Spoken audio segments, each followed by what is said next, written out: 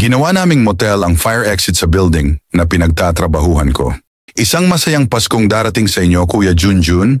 Ako po si Dennis, isang security guard sa isang building dito sa Maynila.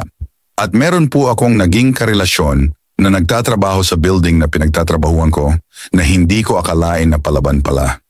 Bali lagpas 1 taon na po akong nagtatrabaho bilang security guard at doon ko din nakilala si Angie. Nagtatrabaho si Angie bilang office staff sa admin office ng building na pinapasukan namin. Nag-umpisa kami sa biro-biruan tapos unti-unti ay niyayaya ko na siya sumabay kumain sa kantin. Masarap kausap si Angie kasi kahit anong biro ko sa kanya ay sinasakyan niya, hindi siya gaya ng ibang babae na nag-iinarte pa. Mga Disyembre po taong 2021 ay niligawan ko si Angie at pumayag naman siya.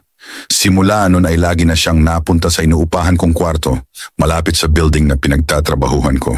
Sinagot ako ni Angie noong Enero 14, 2022, medyo maluwag na. Kasi dahil sa pandemic ay medyo nakakagala na kami ni Angie.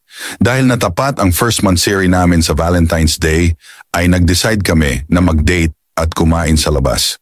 Pero nung dumating ang Valentine's Day ay hindi pumasok ang kapalitan ko, kaya napilitan akong mag-straight duty. At nagulat ako sa ginawa ni Angie. Pinuntahan niya ako sa trabaho para samahan ako.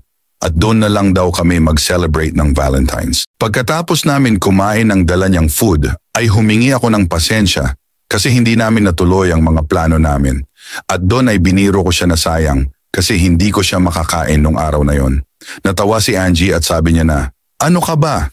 Marami pang araw." At tumingin-tingin sa paligid at pabirong sinabi na, "Tayo na lang tao dito, di ba?" Sabi ko, "Oh, bakit?" Sabay hinila niya ako papuntang fire exit at doon ay nagulat ako sa ginawa ni Angie na tinulak niya ako sa pader bago bumaba ng hagdanan at binaba niya ang pantalon ko sabay kain sa aking alaga. Medyo nagulat ako pero mas nanggigil ako sa ginawa niya.